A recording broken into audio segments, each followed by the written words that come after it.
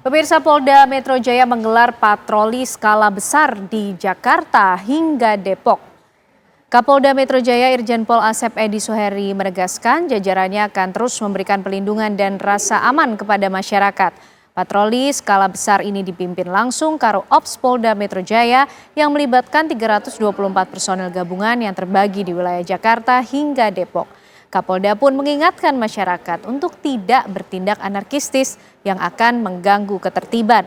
Ia pun menegaskan akan menindak tegas namun tetap terukur sesuai dengan prosedur yang berlaku. Rencananya patroli juga akan dilakukan bersama dengan TNI dan Pemprov Jakarta.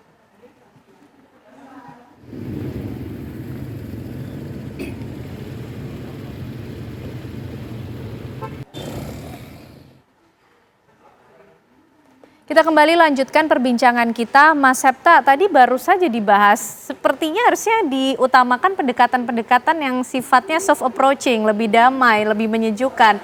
Tapi ini juga ada untuk memperketat adanya patroli yang semakin diperluas dengan skala besar. Tepatkah demikian, Mas Septa? Iya, keamanan tentu penting ya. Kehadiran negara salah satu ditandai dengan rasa aman yang hadirnya aparat keamanan. Ya. Tetapi kalau ini dikedepankan semata itu juga tidak menyelesaikan masalah. Ya. Karena kekuatan kita itu juga terbatas. Kalau sudah berhadapan dengan massa, aparat ini juga bisa kocar-kacir juga. Ya. Kalau sudah melawan berhadapan dengan kemarahan publik yang besar, ya, maka perlu pendekatan yang lebih soft di sisi lain, ya, memberikan harapan baru ke masyarakat karena ini kan soalannya kan psikologis sebetulnya. Oke. Ya, psikologis. Massa itu kan juga ada yang disebut dengan psikologi massa itu dalam studi gerakan sosial ya. Nah, kalau masalahnya lebih ke psikologis, sama penyentuhannya kan juga harus mengedepankan sisi-sisi psikologis ya. Nah, di awal-awal saya kira pemerintah juga sudah cukup bagus ya. Ketika ada korban, mengunjungi korban, misalnya memberikan sesuatu ya. Tetapi itu masih parsial. Ya, belum diturunkan pada tataran kebijakan. Ya, nah, pada tataran kebijakan misalnya memberikan rumah gratis. Nah, berani nggak pemerintah memberikan kebijakan yang lebih menguntungkan masyarakat? Ya, salah satu masalah terutama di Jakarta misalnya ini tempat tinggal, ya, mahal sekali di Jakarta ini. Nah, itu juga sudah tidak masuk akal misalnya. Nah, apa tindakan-tindakan kebijakan-kebijakan pemerintah terhadap itu ya. Kemudian juga masalah pajak ya, pajak ini kan selalu diulang-ulang oleh masyarakat ini kan. Nah, itu bisa kesempatan pemerintah juga misalnya ada paket kebijakan relaksasi pajak misalnya ya. Relaksasi pajak ini menyentuh banyak orang. Betul. Gitu ya. Orang akan langsung kena ini. Saya dapat ini. Berarti yang kebanyakan yang berdampak langsung itu yang harus diutamakan kepada masyarakat. Betul, gitu ya, Mas Septa ya. Oke, Bang Daniel, ini Pak Presiden kan juga langsung mengundang para ketua parpol, bahkan saat ini juga tengah berlangsung begitu ya adanya rapat kabinet di kantor Presiden. Ini tengah meramu pendekatan-pendekatan yang humanis, tentunya mempertimbangkan psikologis masyarakat saat ini, Bang Daniel? Bahkan kalau kita lihat yang dilakukan hari ini bukan permasalahan mengedepankan pendekatan keamanan atau pendekatan ekonomi. Justru yang dilakukan oleh Presiden itu adalah kebijakan yang proporsional. Artinya di satu sisi memang kita tentu harus memastikan rasa aman dan nyaman dari masyarakat umum yang beberapa hari ini tentu ada. Ya, pemirsa, Anda masih menyaksikan Apa Kabar Indonesia Malam. Kita akan sambung perbincangan kita malam hari ini. Tadi menyambung apa yang disampaikan oleh Bang Daniel. Bang Daniel, pendekatan-pendekatan seperti apa yang saat ini tengah diupayakan oleh pemerintah Republik Indonesia untuk memberikan ketenangan, kenyamanan, dan keamanan di tengah masyarakat, termasuk juga mengenai apa yang baru saja disampaikan lewat Menteri Pertahanan, Bang Daniel? Tentu semua langkah harus dilakukan secara paralel, Mbak Ken. Pada saat ini tentu pemerintah ingin memastikan bahwasannya keamanan dan kenyamanan dan rasa aman itu bisa diperoleh oleh seluruh rakyat Indonesia. Karena beberapa hari ini tentu banyak peristiwa-peristiwa yang mencekam itu yang kemudian menyebabkan ketertakutan. Dan kenyamanan itu harus dikembalikan, rasa nyaman untuk berkegiatan di semua sektor, terutama sektor ekonomi, itu harus diberikan jaminan oleh pemerintah. Dan itu yang sedang dilakukan oleh pemerintah. Kemudian kedua, Mbak Ken, pada saat ini Presiden Prabowo itu sedang berusaha dengan sungguh-sungguh untuk memperbaiki postur ekonomi kita. Kalau saya gunakan bahasa yang mudah dipahami, misalnya ini ibarat pipa, Mbak. Pipa supaya aliran airnya itu lancar dan sampai ke masyarakat dampak ekonominya. Pak Presiden itu sedang membongkar semua sampah-sampah yang menyebabkan aliran pipa itu tersendat. Pak Prabowo sedang membenahi BUMN, Pak Prabowo ingin melakukan penegakan hukum terhadap tambang-tambang ilegal, Pak Prabowo coba melawan mafia di semua sektor, termasuk di sektor saya di perhajian dan sebagainya. Agar apa? Agar ini sampah-sampah ini tercerabut semuanya sehingga aliran air itu yang kita maknai sebagai ekonomi itu bisa sampai alirannya ke rakyat banyak. Nah, itu yang sedang dilakukan oleh Presiden dengan melakukan pembenahan-pembenahan. Dan inilah yang tadi disampaikan oleh Mas Seta, itu sangat penting dan tentu dalam semua kebijakan publik pasti ada trade off-nya. Nah, trade off itulah yang agaknya beberapa hal itu dihadapi oleh Pak Prabowo, misal dihadapi oleh pemerintah. Karena pasti dalam setiap kebijakan-kebijakan itu pasti ada yang tidak nyaman atau merasa terganggu dan sebagainya. Tapi terlepas dari itu semuanya, bagi Presiden yang paling penting adalah bagaimana menghadirkan kenyamanan, kedamaian untuk seluruh rakyat Indonesia. Kemudian dengan itulah kemudian kita bisa menghadirkan kesejahteraan dan kebaikan, kegembiraan untuk seluruh rakyat Indonesia. Karena itu nampaknya menjadi harapan terbesar, kesejahteraan bagi masyarakat Indonesia. Pak Kiai, tadi kita bersama-sama mendengar apa yang disampaikan oleh Menteri Pertahanan. Bagaimana Pak Kiai melihatnya? Ya, saya berharap itu bisa dinyatakan di dalam kenyataan hidup kita. Karena kan kita bisa melihat bagaimana kantor polisi pun dibakar, kantor DPRD juga dibakar. Kemudian saya secara pribadi saja mau berangkat tadi dari Sentul ke sini juga sempat deg-degan juga di jalan ini aman atau tidak aman.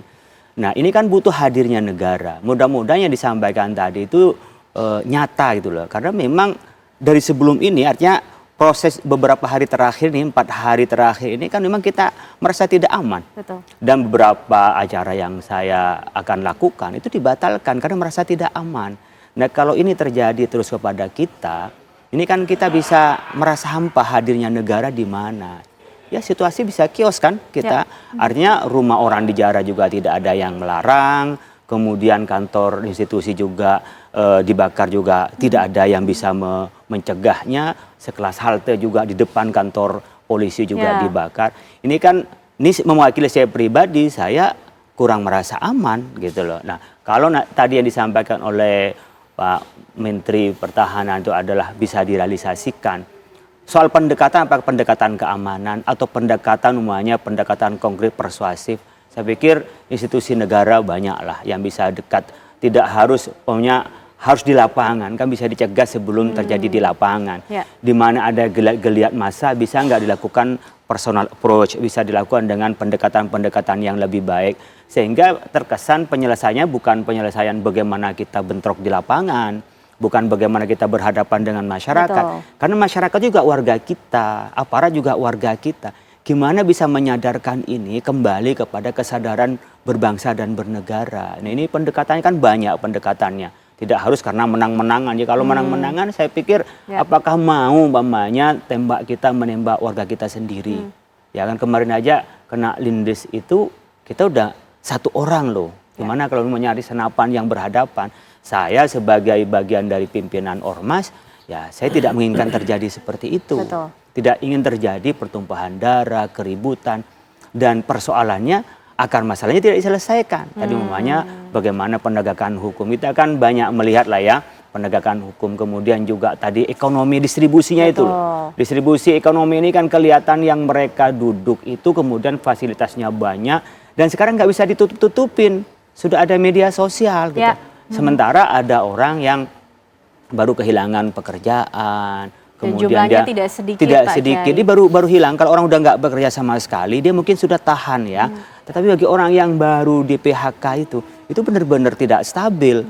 Dia aja menjelang pensiun, saya ini kiai lah, banyak orang datang ke kami, dia sudah goncang jiwanya. Ini orang menjelang pensiun dan dia punya pensiunan. Gimana dengan orang yang di PHK, yang anaknya itu masih kecil-kecil, itu Tidak banyak ada persiapan sama sekali, sedangkan kebutuhan dan beban hidup masih terus berjalan. Itu banyak yang nangis loh. Artinya yang seperti ini kalau dibakar oleh situasi, kondisi dengan provokasi, itu bisa jadi tengah-tengah masyarakat.